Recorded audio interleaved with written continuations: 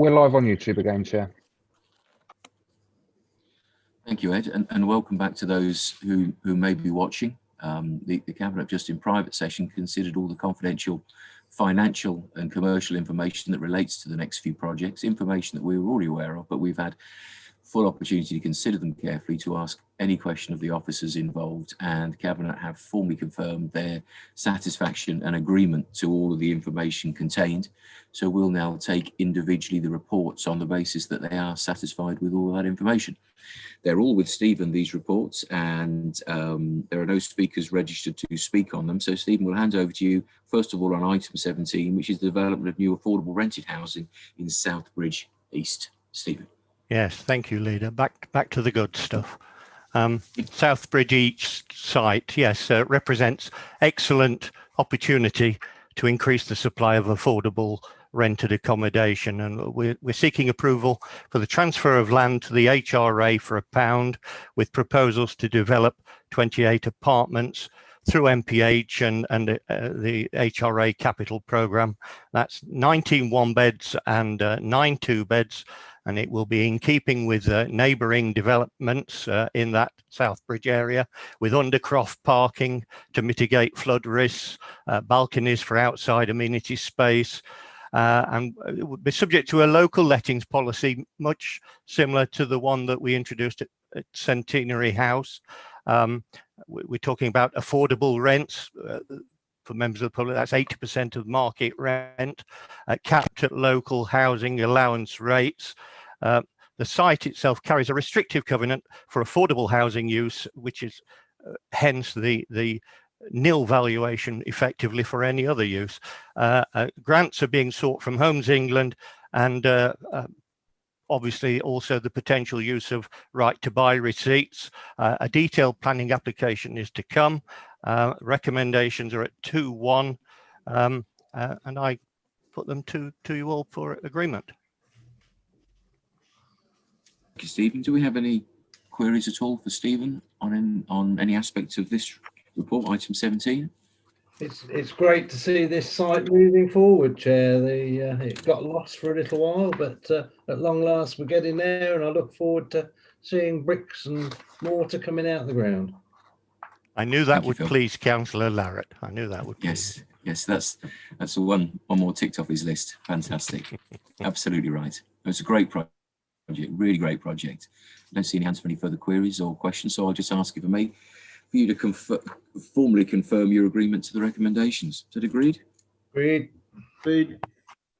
Thank you very much. Back to you, Stephen, for item 18, which is the Next Steps accommodation programme. Yes, it's another good news story, really. The opportunity to report on the Next Steps accommodation programme, where we've been successful in securing government funding to increase the supply of housing for rough sleepers. And with that funding, we're seeking to accommodate 30 people, 15 in one-bed apartments that will be managed by MPH, and 3 5-bed HMOs, which will be managed by Nash. The schemes will operate through the HRA, and again a local lettings policy to be in place, this time at social rents, because of the impact of the government funding on viability. The report details the impressive work of the housing team throughout the year in getting everyone in hotels and halls of residence and staying COVID secure. The grant funding enables us to support the Key Stage Hub and provide secure and private accommodation for rough sleepers in accordance with cross-party agreements to replace the night shelter and support female rough sleepers, and also to continue the successful application involvement of International Lighthouse, who've worked very well with us, and the non-UK nationals. So again, the report explains the funding, where it's come from and where it's going, and I look forward to 2-1, ask you to support the proposals. Thank you, Stephen.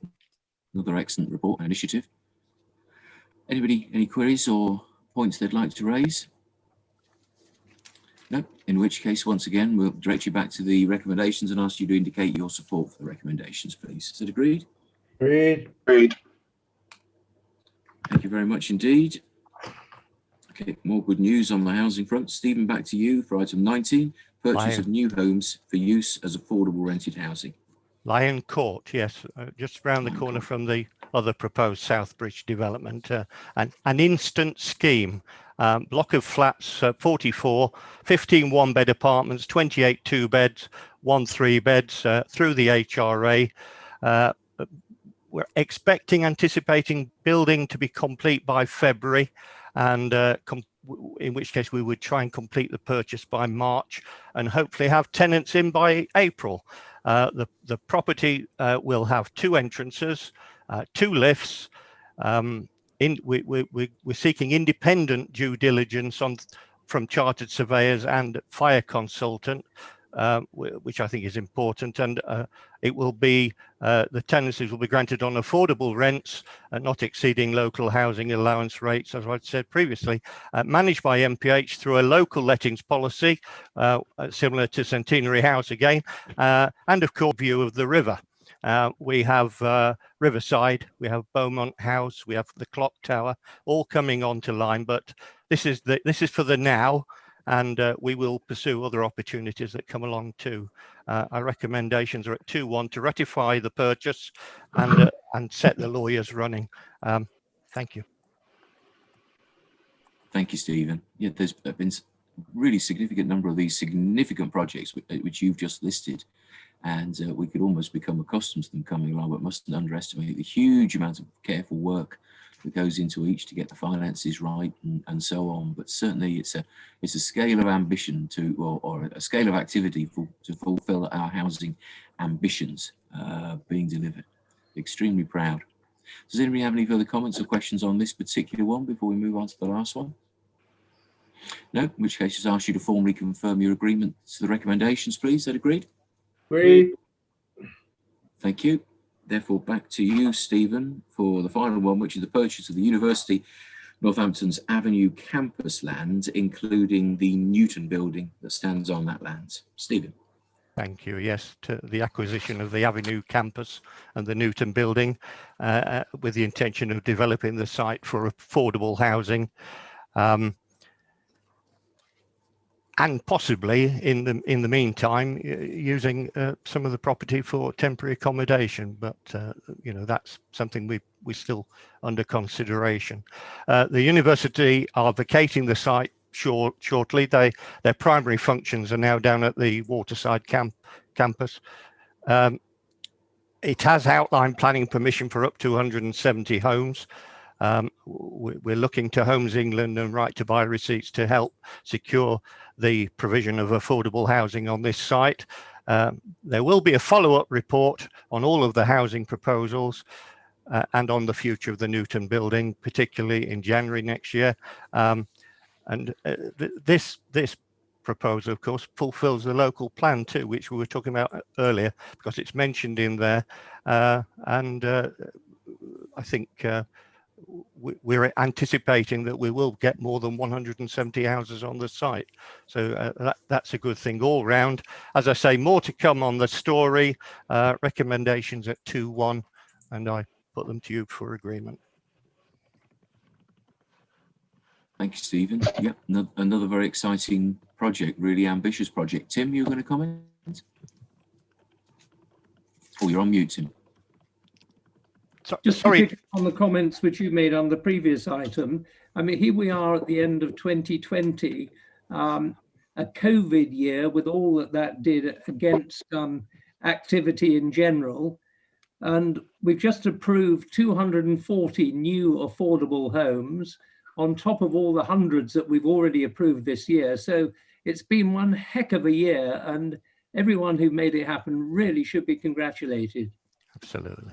Yeah. I completely agree with that, Phil. Absolutely. With that, Tim.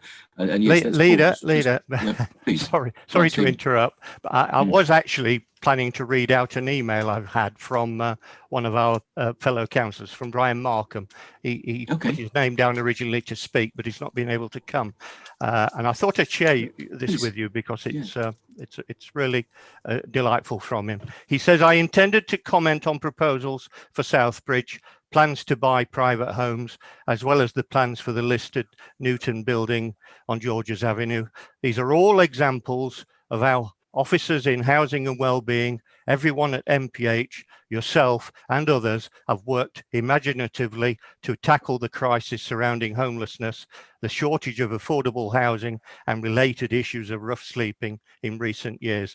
The number of motions on this issue and the debates at full council have shown that in Northampton at least, all parties have been willing to work together to offer solutions.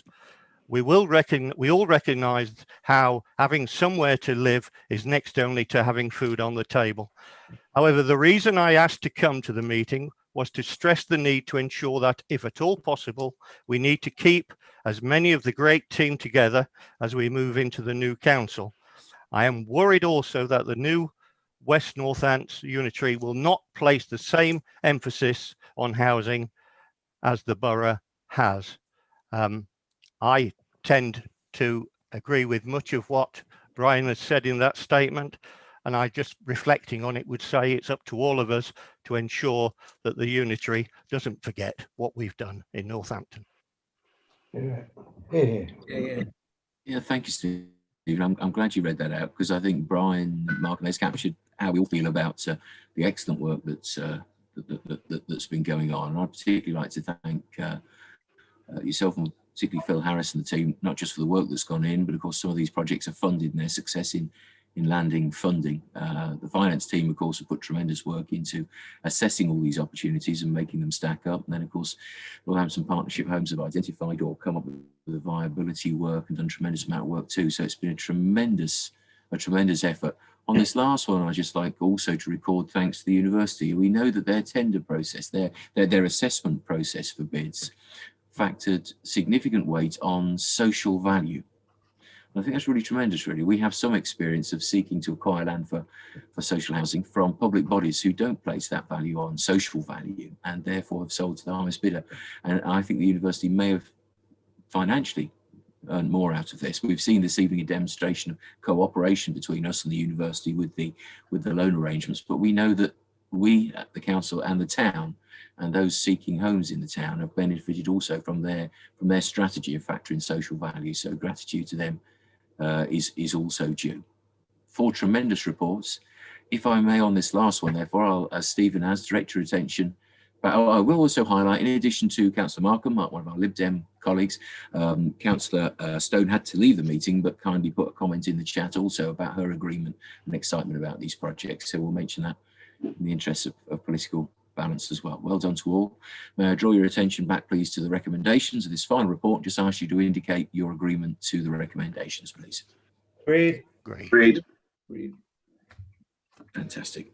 Thank you very much indeed. That was our last main item. I once again express my thanks to all of the tremendous hard work that's gone in by so many of our officer teams in incredibly busy circumstances to deliver what's been an extremely good cabinet meeting and some decisions taken there on things of which we're immensely proud. So we're extremely grateful, and thank you to all of you for attending. Thank you very much indeed. Thank you and good night. Thank you. And happy Christmas. Yeah, happy Happy Christmas. Christmas. To all Happy our